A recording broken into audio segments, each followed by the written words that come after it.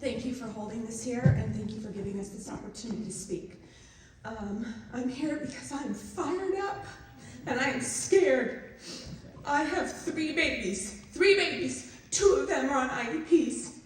My parents grew up with undiagnosed dyslexia. My father didn't graduate high school. My mother barely made it out, and it had long-term life consequences for their economic opportunities.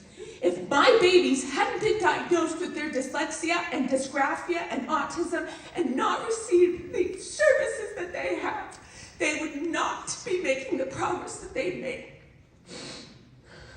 My sister is a clinical pharmacist for the VA.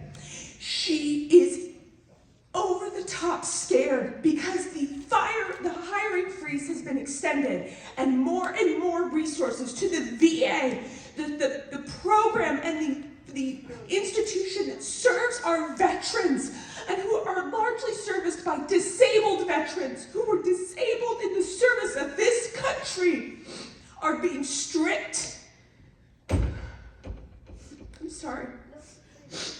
My brother works for a nonprofit organization that services LGBTQ homeless youth.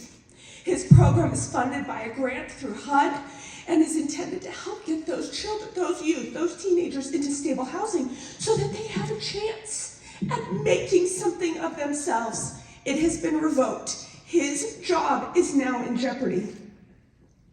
I am a construction project manager here.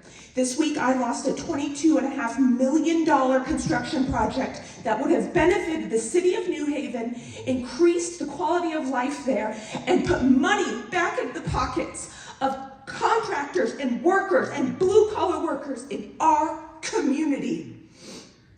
These have real consequences, and I would love to see people be better at drawing those connections to what those policies are and how they're going to ultimately impact every single one of our lives. These are attacks on regular people. They're not attacks on the wealthy. The wealthy don't use these programs. They don't take advantage of these services.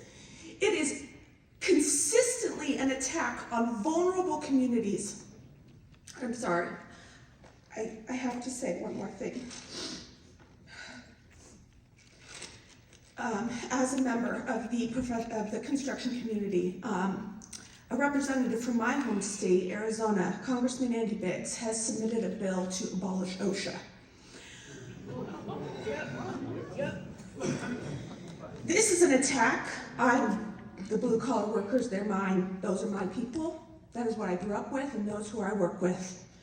This is an attack to eliminate regulations that protect their lives, literally protect their lives.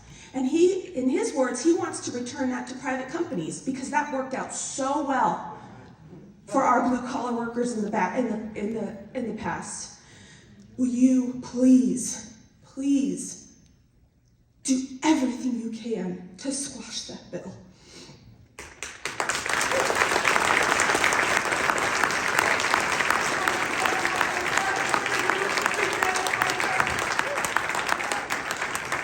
I'm going to try to get through. We'll do 3 people because I want to hear from you, because this is what we do to fight back.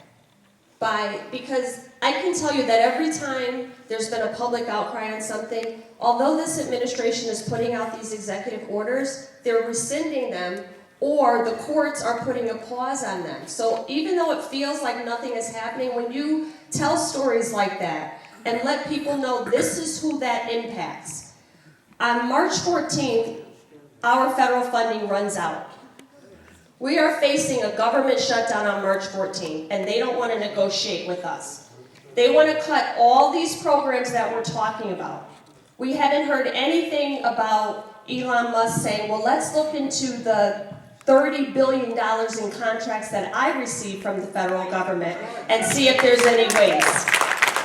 They're looking at all the programs down here. They submitted a plan that extends the tax cuts for the wealthiest individuals in the country while eliminating and gutting almost every social program. People need to understand who is affected by that.